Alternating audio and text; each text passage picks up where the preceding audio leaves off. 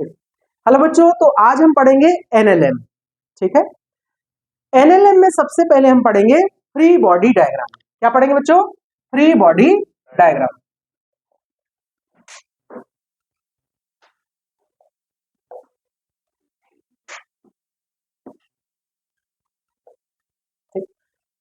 बेटा, free body diagram में किसी भी ऑब्जेक्ट पर लगने वाले सारे फोर्सेस को दिखाया जाता है। ठीक है, it shows all the forces acting on an object. It shows all the forces acting on an object. अब देखिए कैसे होता है। जैसे एक बॉडी रखी है, ठीक है, ये किसी टेबल पर रखी हुई है। हमें इस बॉडी का फ्री बॉडी डायग्राम बनाना है। ठीक है, इसका मास कितना है बच्चे? अब आप इसको ध्यान से देखेंगे, कोई बच्चा भी बोलेगा नहीं। इसमें बच्चे ध्यान देना, ये ब्लॉक जो है, इस ब्लॉक पे हम बोलेंगे कि नीचे की तरफ ग्रेविटेशनल फोर्स लग रहा होगा। नीचे की तरफ ग्रेविटेशनल फोर्स लग रहा होगा। ठीक है, अच्छा, ग्रेविटी ने यहां लगाया mg ग्रेविटेशनल फोर्स। ठीक है, तो बेटा ये ब्लॉक नीचे जाने की कोशिश कर रहा है। तो जो टेबल है, ये क्या है? टेबल। टेबल ने इस पर लगाया नॉर्मल रिएक्शन। अब ध्यान से सुनना, टेबल ने ब्लॉक पे लगाया normal reaction. Normal reaction contact force है। जब टू ऑब्जेक्ट कांटेक्ट में होते हैं तो उनके बीच में जो फोर्स लगता है, it is called contact force. Table ने ब्लॉक पे लगाया नॉर्मल रिएक्शन, तो बेटा ब्लॉक ने टेबल पर नॉर्मल रिएक्शन लगा दिया होगा, एक्शन रिएक्शन फोर्स। तो ध्यान देना आप। अब मैं तुम्हें ऐसे सिखा रहा हूं, देखो। अब मैं अगर बताऊं force on block, force on block कौन कौन सी लग रहा है? फोर्स ऑन ब्लॉक जो लग रहा है, एक तो लग रहा है नॉर्मल रिएक्शन अपवर्ड्स। ठीक है, ये लगाया है टेबल ने, और दूसरा लग रहा है mg, ये लगाया है ग्रेविटी ने।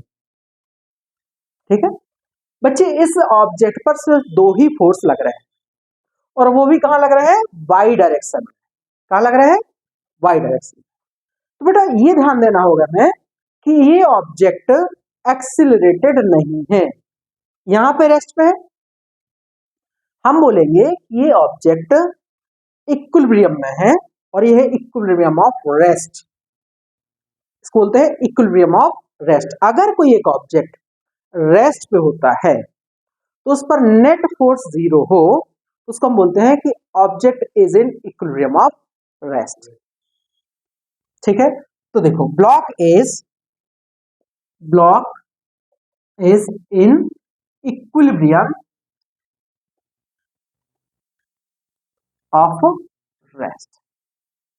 जब भी हम बोलेंगे इक्विलिब्रियम, इक्विलिब्रियम का मतलब होता है कि नेट फोर्स जीरो होगा। तो इस पर हम बोल देंगे अपवर्ड लग रहा है n, नीचे लग रहा है mg, तो नेट फोर्स हमें करना है जीरो। अपवर्ड अगर हमने पॉजिटिव ले लिया तो डाउनवर्ड हो जाएगा नेगेटिव। तो ये हो जाएगा n माइनस mg बराबर, तो n बराबर mg। ठीक है, अब कोई भी नीट का बच्चा यहां देख के बोल सकता था कि सर टेबल पर mg लग रहा है। कोई बच्चा क्या बोल सकता था? टेबल पर mg लग रहा है। बट बच्चों ध्यान देना, हम बोलेंगे कि टेबल पर नॉर्मल रिएक्शन लग रहा है। देखो लॉजिकली अगर हम ध्यान दें तो इनको अलग अलग अगर हम समझाएं, तो टेबल ने ब्लॉक पे नॉर्मल रिएक्शन लगाया, एक्चुअली लगाया उसने यहां है, तो ब्लॉक ने टेबल पे नॉर्मल रिएक्शन लगाया, ये एक्शन रिएक्शन फोर्स। तो टेबल ने ब्लॉक पे नॉर्मल रिएक्शन लगाया है, ब्लॉक ने टेबल पे नॉर्मल रिएक्शन लगाया एन। बाय द वे इसको सॉल्व करने के बाद एन की वैल्यू mg आ गई। ठीक है, इसको हम बोलते हैं कि किसी टेबल पर अगर m ब्लॉक रखा है तो उसका वेट टेबल पे लग रहा होता है, जिसको हम mg बोल देते हैं। ठीक है, तो बेटा अगर हम लैंग्वेज फिजिक्स की लैंग्वेज की बात करें तो टेबल पे हमेशा वेट लगेगा ये जरूरी नहीं है, टेबल पे लगेगा नॉर्मल रिएक्शन। यहां नॉर्मल रिएक्शन की वैल्यू mg आ गई, तो यहां हम बोल सकते हैं कि ब्लॉक का वेट टेबल पे लग रहा है।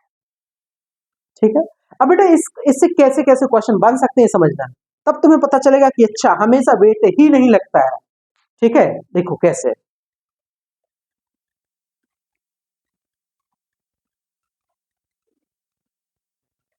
जैसे मान लो ये टेबल है, टेबल पर ये ब्लॉक है और टेबल की जगह मैं इसको लिफ्ट बना देता हूं, इसको मैंने बना दिया लिफ्ट। ठीक है, अब लिफ्ट जा रही है ऊपर एक्सीलरेशन ए से। इस ब्लॉक का मास है m, m इक्वल टू हमने ले लिया 6 kg। हमने पूछा find normal reaction on the floor by the block, ये पूछा। तो बच्चों अभी तुम देखोगे तो डायरेक्ट आंसर बता सकते हो, लेकिन एक बार एफबीडी समझ जाओगे तो आगे कभी क्वेश्चन गलत नहीं होगा। हम एफबीडी बनाना सिखाएंगे पहले आपको। हमें बोलेंगे कि देखो ये दो सिस्टम है, एक ब्लॉक है और एक लिफ्ट है।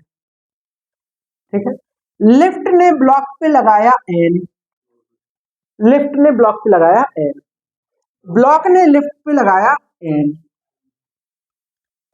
ठीक है, अब हम देखेंगे कि ब्लॉक को अगर हम ब्लॉक का एफबीडी बनाए तो ब्लॉक पे अपवर्ड लग रहा है एन, लिफ्ट ने लगाया, और ग्रेविटी लगा रही है mg डाउनवर्ड। ठीक है, अब देखो ये लिफ्ट ऊपर जा रही है तो ब्लॉक भी ऊपर जा रहा है एक्सीलरेशन ए से। ठीक है, इसका एक्सीलरेशन आप कितना है ए है, तो जब हम ब्लॉक का एफबीडी बनाएंगे तो एन ऊपर है mg नीचे है और ये ऊपर ए एक्सीलरेशन से जा रहा है। अब बच्चा देखो जब हम काइनेमेटिक्स पढ़ते हैं तो कई बार अपवर्ड को पॉजिटिव ले लेते हैं, डाउनवर्ड को नेगेटिव, है ना। लेकिन एनएलएम में क्या करना, एनएलएम में देखना कि ब्लॉक एक्सीलरेटेड किस तरफ है, ब्लॉक एक्सीलरेटेड किस तरफ है, उस तरफ का फोर्स पॉजिटिव मान लेना, बड़ा। ठीक है, जैसे ये ब्लॉक ऊपर की तरफ एक्सीलरेटेड है तो यहां दो फोर्स लगा एन और mg। दूसरी बात देखो बेटा, एन हमने यहां लगाया, इसी फिगर को आप ऐसे भी बना सकते थे कि भाई ये m है ब्लॉक, यहां लग रहा है n और यहां लग रहा है mg, ये जा रहा है ए एक्सीलरेशन, दोनों का मतलब एक ही है। ठीक है, अब अगर हम इसका इक्वेशन बनाएं तो ये अब इक्विलिब्रियम में नहीं रहा, block is not in equilibrium, क्योंकि ये इसका एक्सीलरेशन है। तो जब ब्लॉक का एक्सीलरेशन है तो नेट फोर्स जीरो नहीं होगा।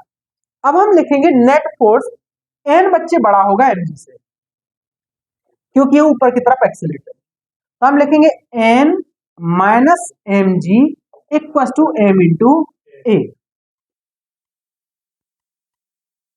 है ना।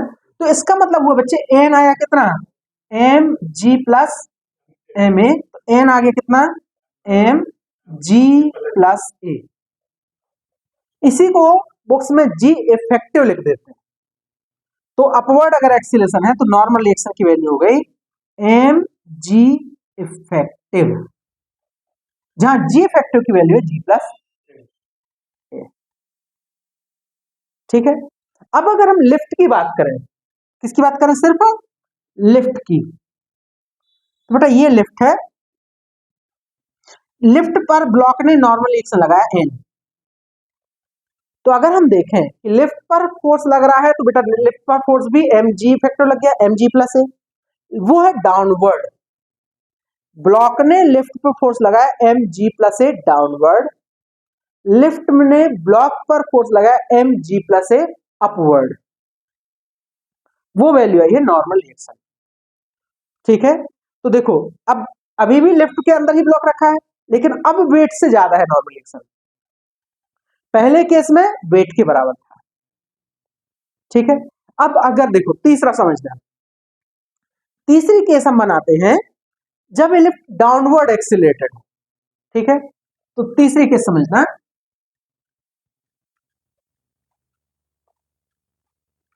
इसके बाद आप लोग बड़े आराम से ऐसे क्वेश्चन कर पाओगे। अगर लिफ्ट डाउनवर्ड एक्सीलरेटेड है, इस पे ब्लॉक रख दिया, देखो ये केस आपने समझ लिया तो हर क्वेश्चन आप आराम से कर सकते हो। ठीक है, देख बेटा तुम लोग बता सकते हो, बेटा बता देना, ये एम जी है ब्लॉक एम जी, राइट बेटा। ये जो लिफ्ट है, लिफ्ट का फ्लोर ब्लॉक पे क्या लगा रहा होगा, नॉर्मल रिएक्शन ऊपर, और ब्लॉक लिफ्ट पे क्या लगा रहा होगा, नॉर्मल रिएक्शन नीचे। क्लियर है, तो बेटा अगर हम इसकी बात करें तो यहां नॉर्मल रिएक्शन ऊपर लग गया ब्लॉक पर, और यहां लिफ्ट पे नॉर्मल रिएक्शन लग गया नीचे। ब्लॉक पर mg नीचे लगेगा। अब हम सिर्फ ब्लॉक का एफबीडी बनाएं, सिर्फ ब्लॉक का एफबीडी, तो ऊपर लग रहा है नॉर्मल रिएक्शन, नीचे लग रहा है mg, आ रहा है नीचे ए एक्सेलरेशन। क्या आप लोग इसका इक्वेशन बना सकते हो, क्या होना चाहिए,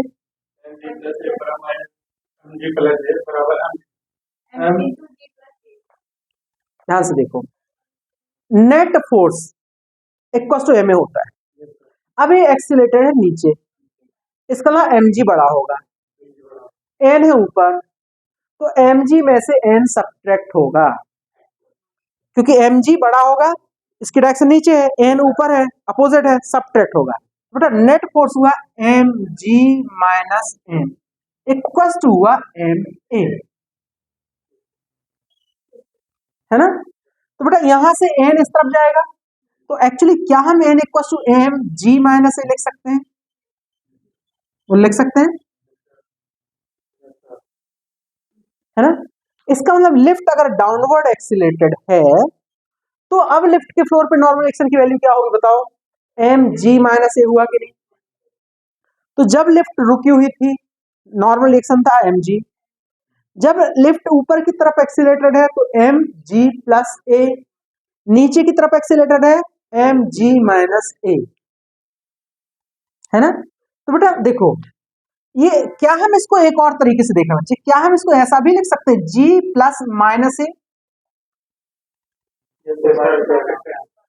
g प्लस माइनस ए। तो बेटा इसको क्या बोला जाता है, ये स्पेशल केस है कि अगर लिफ्ट डाउनवर्ड एक्सीलरेटेड है ए से तब ये रिजल्ट आएगा, या लिफ्ट अपवर्ड जा रही है, डायरेक्शन है अपवर्ड जाने की, लेकिन रिटार्डेशन हो रहा है, स्पीड डिक्रीज हो रही है, रिटार्डेशन हो रहा है। तो देखो दो केस में सेम रिजल्ट आएगा। पहली बात तो लिफ्ट कहां है, डाउनवर्ड एक्सीलरेटेड है, दूसरा अपवर्ड जा रही है बट रिटार्डेड है, अपवर्ड जा रही है बट, तब भी यही रिजल्ट आएगा।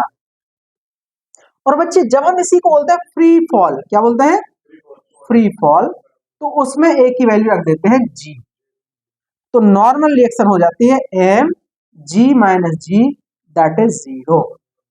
इसको बोलते हैं कंडीशन ऑफ वेटलेसनेस। मतलब अगर ये लिफ्ट डाउनवर्ड एक्सीलरेटेड है ए एक्सीलरेशन से, तो लिफ्ट में जो ब्लॉक है उसका वेट 0 फील होगा फ्लोर ऑफ द लिफ्ट को। ठीक है, अब बेटा इसका क्वेश्चन जनरली पूछते रहते हैं, कैसे कैसे पूछते हैं मैं तुम्हें समझाता हूं। अरे जनरल सी चीज समझना है, पहले तो हमने नॉर्मल रिएक्शन लगा दी, ठीक है। अब देखिए इसके क्वेश्चन किस तरीके से पूछे जाते हैं। पहला तरीका देखो, तीन ही रिजल्ट है अपने पास, है ना। देखो ये लिफ्ट हो, लिफ्ट के अंदर वेइंग मशीन है, वेइंग मशीन, और वेइंग मशीन का अपना मास 0 माना जाता है, उसके ऊपर एक ब्लॉक रखा है, ये ब्लॉक है एम मास का, वेइंग मशीन की रीडिंग डब्ल्यू। तो देखो बेटा, case 1, if lift is at rest, lift is at, इसको बोलते हैं static equilibrium.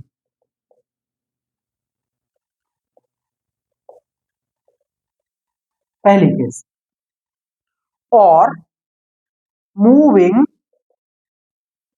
With constant velocity,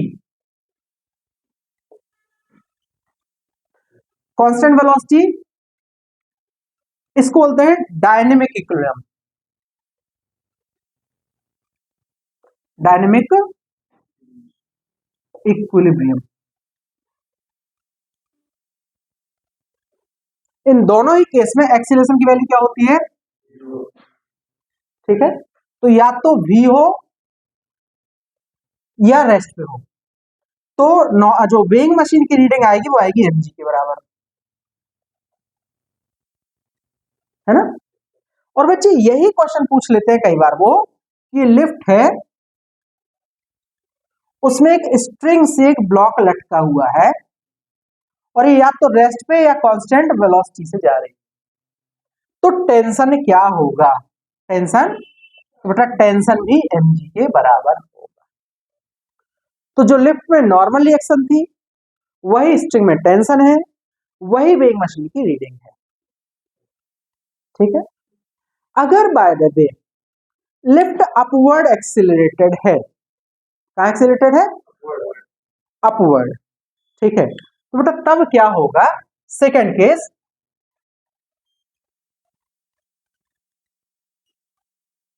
second case में केस 2,